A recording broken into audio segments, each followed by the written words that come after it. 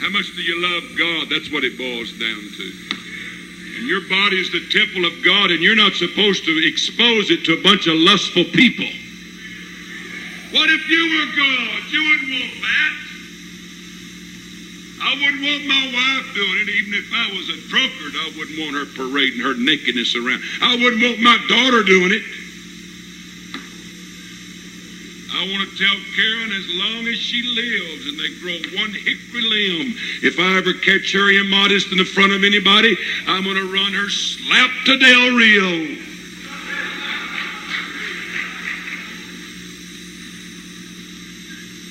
This is the way everybody used to believe, folks. They used to believe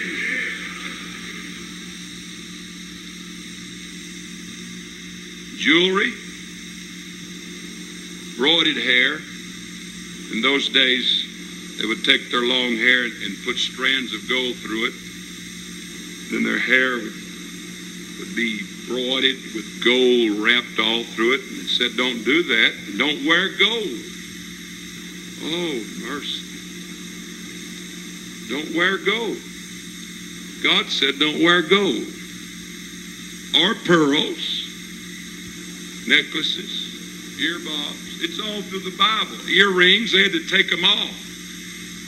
I could quote you 1, 2, 3, 4, 5, 6, 7, 8, 9 scriptures right now pertaining to jewelry in the Old Testament. And Israel never got it from themselves. They got it from the heathen.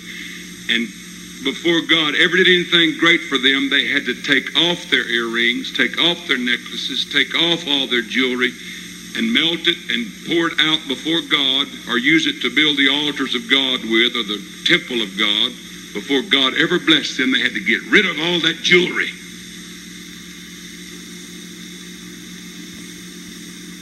I would like for you please to go to the book of Revelation right now. I want to show you something again so very beautiful.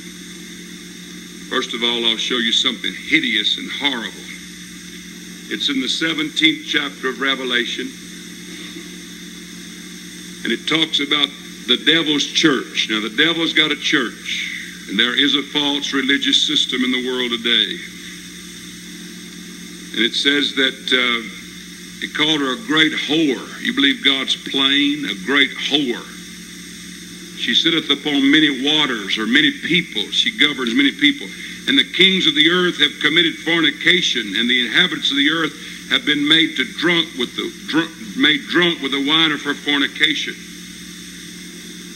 4th verse, and the woman was arrayed in purple and scarlet color and decked out, son. You're talking about decked out with gold and precious stones and pearls, having a golden cup in her hand, full of abominations and filthiness of her fornication.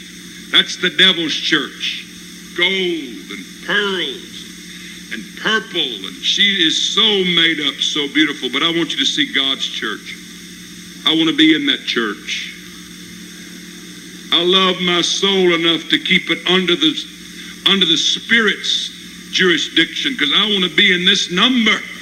John saw that number. Hey, John, was I in that number? Oh, God, I want to be in that number. Revelation, the 19th chapter, 7th verse, and let us be glad and rejoice and give honor to him, for the marriage of the Lamb is come, and his wife hath made herself ready. That's what we're doing here tonight, making ourselves ready. If you have to make yourself ready. But whatever you do, go up in the first resurrection. And to her was granted that she should be arrayed in fine linen. I love that. Fine linen, clean and white. For the fine linen is the righteousness of the saints. No gold, no pearls, no royal, no purple, just beautiful, fine, clean linen, which speaks of purity and holiness and righteousness unto God. It's so simple. The jewelry that Israel wore, you want to write these scriptures down? You'll write fast, I'll give them to you. Genesis 35 and 4. Exodus 35 and 22, Numbers 31, 50, 51, Hosea 2 and 3, Revelation 17 and 4, which I just read, Revelation 19 and 8, 1 Timothy 2 and 9, 1 Peter 3, 3 and 4. 1 Peter 3, 3 and 4. The jewelry had to be taken from God's people because they learned how to do that from the heathen. Throughout the Old Testament, into the New, even into the book of Revelation. Come on, church, be clean and white and pure.